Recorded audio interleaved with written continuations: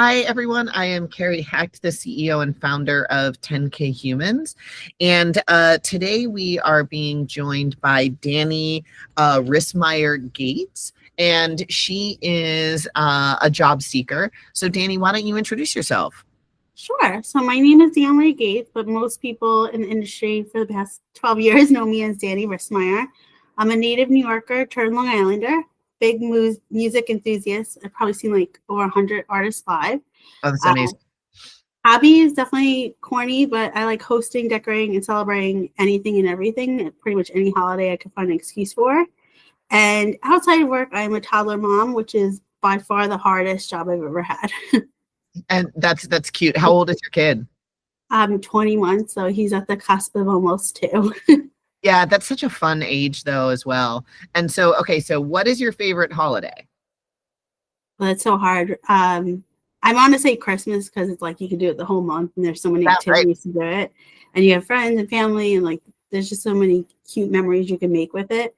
But I also am a cheese ball and I love Valentine's Day because I think love is like not just you and your partner, but everyone, your friends, your girlfriends, gal of Valentine's Day. Yeah, Valentine's. Yeah, I think that was a Park and Recreation Yes. reference, right? Definitely stole from them. Yes, yeah. I love Christmas for the same reason. Like I love all the activities and going and seeing the Nutcracker and all the things, but I'm a huge Halloween fan too, because I feel like that's the kickoff of like the holiday season. So, so I get excited about that. So, Dani, jumping in, for listeners meeting you for the first time, who are you? We've touched on that a little bit already, but what drew you into market research? So I actually got hooked on market research, and I really want to say this to everyone in high school during career day talks. So please do your career day talks and be that person. A woman came in and she explained the psychology of color and scent and how it shapes consumer behavior, and I was enthralled. She talked about how pink makes you think of sweets, so think Carvel, Baskin Robbins, how banks use blue for trust, how fast food brands use red and yellow to make you think fast and cheap. And I was completely fascinated, and literally 25 years later, I still think about that talk.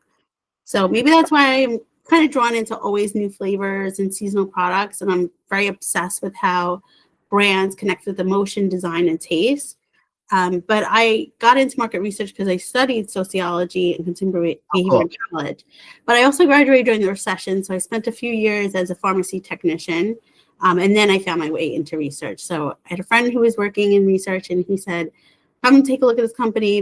You'd have to start over as kind of a more junior position, but let's bring you in. Well, I had 2 interviews and a conversation about boat knots, and then I was officially in the business with Jerry. Yeah, I love that. I love that so much. I mean, I think market research does have a lot of unique origin stories, and this is a great one. I love that so much, and I hadn't even thought about pink with Carvel and Baskin Robbins, but I'm glad that you brought that to the table. Okay, so please give us the quick tour of your background, methods you've worked in, industries you know best, and the kinds of clients that you've supported. Sure. So I started my career, like I said, in healthcare market research. It was originally called SHC, now known as Canovo. When I started there, I really learned the fundamentals of feasibility, doing RFQs, very heavy into account management at that time. And as I started to work with clients and within the company, I got a good grasp of what everybody's job was to do there. But I also noticed that there was a huge gap. We didn't really have a marketing team or a marketing side. So I really developed the first marketing department there. And with that, I was learning how to manage budgets, trade shows, put out white papers for healthcare market research. And that's kind of how I connected data and storytelling. And that really jump-started my career. Further down the road, I joined Remesh right as the AI and machine learning was starting to boom and reshape the industry. Yeah. And that's a job where I really flourished and kind of came into my own. So I helped build out partners for global audiences, for global clients. I created a lot of process and playbooks from end-to-end research. So we were doing live online call focus groups, which, as you can imagine, you need to come up with the design workflow to bring in and screen audience members. So as time went on, I built the project management department and the vendor management. And by the end of it, we were running like 75 projects a month.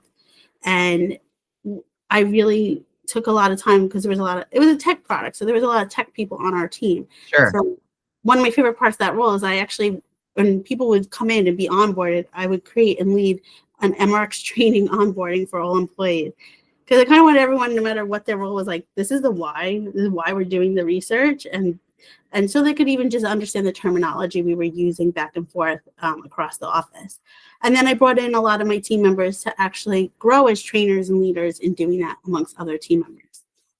From there, my last stint was I was VP of Partner Success at Logit Group and Zamplia. So I worked in between both companies. Logit Group been around for 25 years, really the cornerstone of market research in every methodology.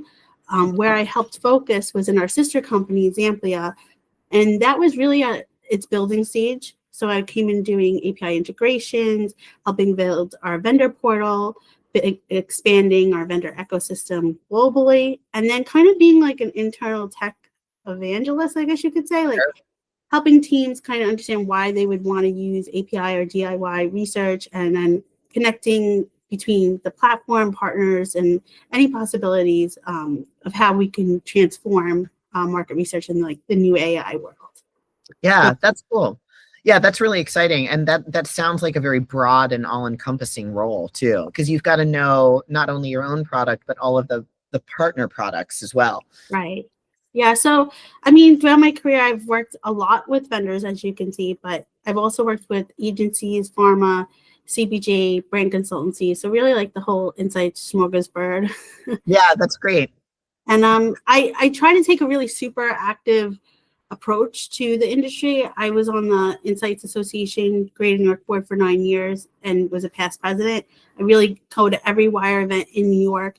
And I've spoke at conferences. Now I'm a new co-host for the IMARX Pros Tuesday Talk. So it's a fun group to belong to. Yeah, that is fun. Okay, so what are your core skills today? Qual, quant, storytelling, analytics, and which strengths do teams lean on you for most? So I know quant and qual from end to end like the back of my hand. I could easily do a survey from scratch, but I think my core skills go beyond like the methodology. My sweet spot is kind of like procurement, relationship management, vendor partnership, and building ecosystems to kind of keep research running smoothly. I'm also big on storytelling, system design, really big on process building, and the core of my heart is definitely team leadership. So I like to lean on teams. I like to be there for operation clarity, any partner enablement or onboarding. You need a creative idea or tech adoption. Yeah, I kind of just like want to be the glue in between like the silos and just make sure everyone's seen and heard and that we're all moving in the same direction cohesively. That's great. And I think that that's really, really important right now, especially with so many shifts in the industry. Yeah, it's definitely good to have someone on board that can keep the communication flowing between each department. Yeah, for sure. Okay, so what's a project that you're proud of that shows your problem solving and impact on a business decision? I love this question so much. So you're going to kill me, but it's hard to pick just one project, right? No, go, run. But the most thing I'm proud of is I have this theory, and it's all about finding the root cause and building reasons why these problems shouldn't happen twice. So I used to tell my team this, like you would go through a really bad project. There'd be maybe some tough situations with the client, and these things happen. Let's be real. Like we've all worked in market research. There are blunders. Sure.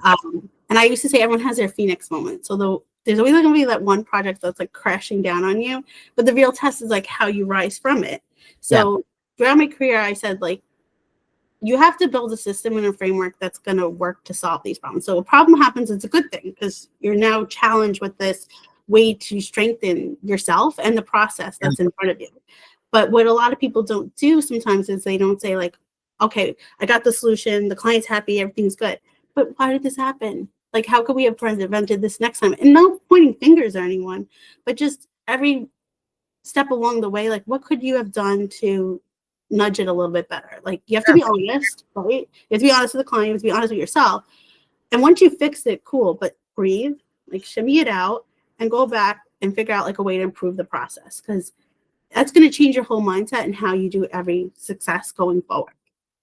I think that's really good. And I think that's really good advice, especially to the more junior people that might be listening to this, when the mistakes that do happen feel so big, and and you're getting so much pressure from your teammates, or from perhaps your management, or from your client, or all of the above.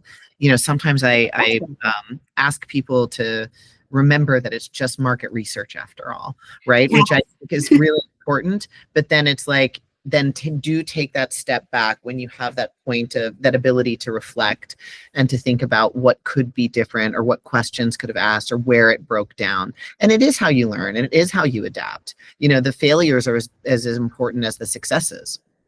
Yeah, and even just, I used to have my team, it sounds kind of morbid, we used to call it the postmortem, and you would go back and you would write like exactly what went wrong. And I wouldn't embarrass anyone by making sure with the team, but maybe just like, what did you learn from this? Yeah. And people learn from each other. Like, oh, I remember when so-and-so did that. Okay, let me fix this and go back and not do it that way. So Yeah, it's a team moment. Yeah, and I think that people should never think of even sharing failures, publicly, as punitive, right? Because it is, and we should all be learning from each other at every level. That's something that I think is a really, it's an important message, and it's both from a skills perspective, especially as we're all learning so much about different kinds of technology now, but also again from different points in your career.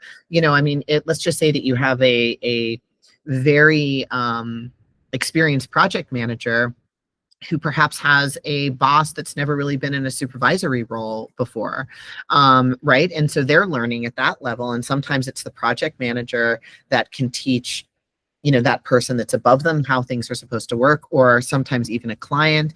So I think that learning should be cross-departmental, cross levels, cross-organizational. And I like that that's an important value to you. It's important to, when you're in a leadership position, to admit when you make a mistake too, like being transparent. Like, not everyone's perfect. I mean, the corniest sounds, that's why there's erasers and pencils, right? So right. I always used to echo that to my team, or even being honest, like, I'm having a bad day, I'm having a great day. Like, your work environment is like your second home, so you should be who you are. Yeah, I think that's great, and that's really important. So when you think about what you want to do next, describe your ideal next role, title, day-to-day work, team size, and where you want to make the biggest difference. So my ideal next role, I definitely want to manage a team again. I like bringing people together. I like being a spirit lifter. I like bringing high energy, and I like to be the communicator. And I like rolling up my sleeves and being hands-on. So I want to be there to solve the problems and see ideas come to life. I would like to make a little bit of a shift. So I've been on the technology and the supplier side. I would like to go more on the insight side. I've seen it all from the back side, so I could come up to the front in partnerships, brand strategy, operations, and insights. Like, I really think I could bridge that gap between the strategy and the execution part. And I also am really good at bringing like creativity to the structure of things. Day to day, I want to help partners succeed, but I want to help build the ecosystems that allow that. So the team size ideal would be mid-size, so it would be collaborative, where I get to see everyone's strengths that they bring to the table and kind of help them lift them up. I like coaching teammates, shaping a new process, and I want to be where innovation makes impact and like the work feels meaningful and fun. Yeah, that's great. And so what work model fits you best? So remote, hybrid, what level of travel, and what kind of culture helps you do your best work? So I've been remote for 6 years, but hybrid would be ideal because I love the in-person energy. I want the hallway chat. I want the brainstorm. I want to share my lunch with someone and be around people. I'm definitely like an extrovert, so I like bringing a little sparkle to the office. On like the fun side, I like to be the person to plan the themes and the potlucks, and like high fives in person definitely are way better than emojis. Yes. But that being said, I do really like my remote days because I got the background music blasting, no commute, and I can get my deep work done sometimes when I need quiet space, which I really respect. And then you get to make dinner for your family, and it's like a win if the hybrid model. So for travel, I'd say 10 to 30% is perfect. I had a friend that once joked at me, and she goes, I'm gonna get you a shirt that says I Heart Conferences because I'm definitely obsessed with them. They energize my battery. I like swapping ideas, hearing new innovation, and I really like turning a trade show booth moment into like the moment, Yeah. bringing buzz. So yeah, if I could find something that allowed me to be a part of the trade show in our industry, you know, that's when you see everything and meet everybody and hear the thrust of what's going on. Yeah, I agree with you. I mean, I think our industry is so special and unique and has such a strong community associated with it, that it's, you know, if you don't go to at least a few a year, you end up really feeling like you miss seeing people's faces, right? And you miss hearing about what it is they're doing. Yeah, yeah, exactly. So as you're actively job hunting, what are you seeing in the market? What's encouraging, what's challenging, and what trends are standing out to you? Well, I've been hunting since August, so that part's been a little brutal. I mean, I've worked since I'm 14, so this is a whole new ball game for me. I know there are a lot of sea of applicants, so I try to be patient. And I'm seeing the automated systems are kind of tough to stand out. Like Mm, I try to tailor my resume and cover letter to every experience, but like when you have a more generalist role, it's kind of hard.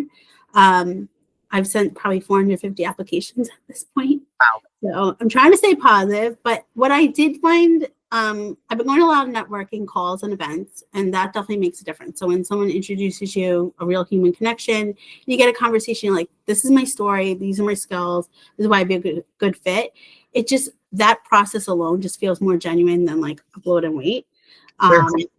The other thing I find encouraging is I'm seeing how research, tech, and operations are all merging in job descriptions. So it is playing on that multifaceted role.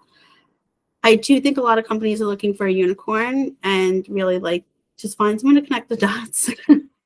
Yeah. Yeah, I think that's good advice.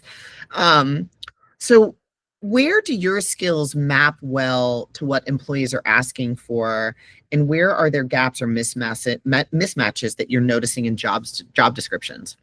Sure. So my skills align well with partnerships, operations, insight translation, and tech adoption.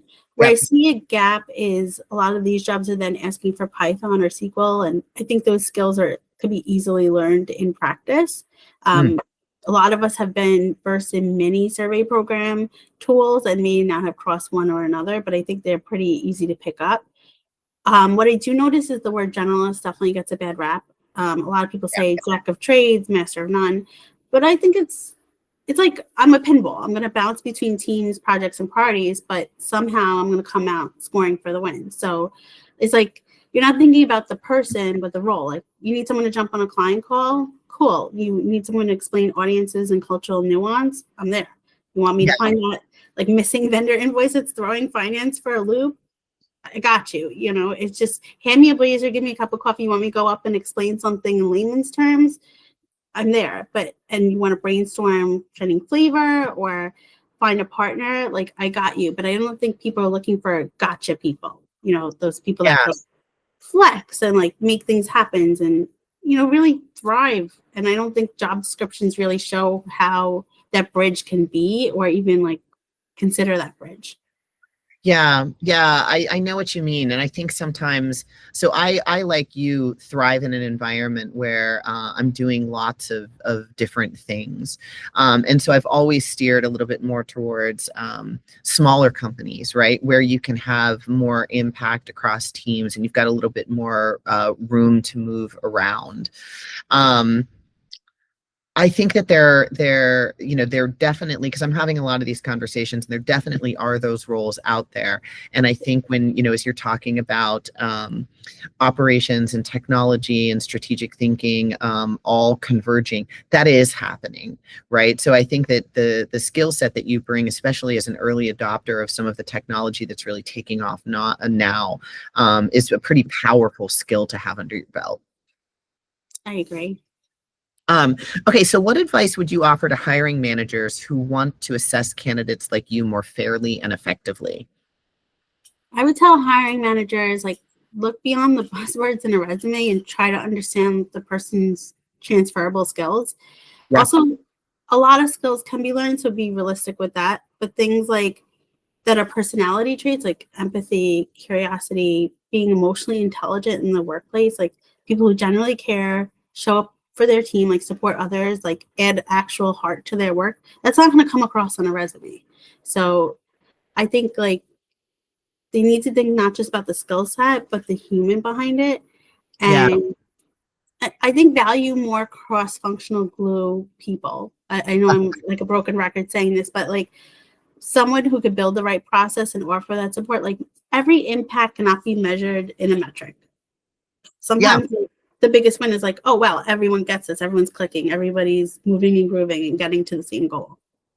Yeah, I think that you're right. And I do think that sometimes those messages are uh, CEOs often need assistance translating what it is they're trying to accomplish in all of the things that you've described sort of within an organization. And so, you know, having people on the team that understand the goals and can speak about it effectively to different people is really important.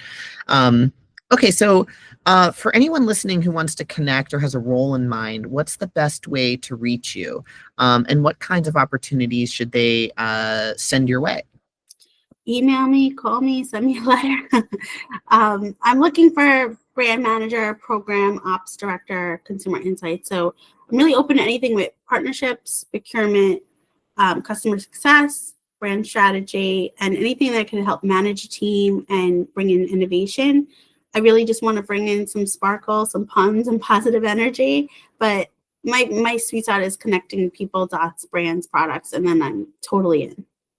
Yeah, I think so kind of a follow-up question that I have to that. So for agencies that are smaller or mid-sized that find themselves going through procurement, going through procurement departments, is that something that you could imagine as a role for yourself, like helping companies get through procurements for larger? Yeah, I don't mind negotiating a contract. I don't mind going through and saying, hey, like we need to figure out a better way to do rebates, or really holding vendors to a standard.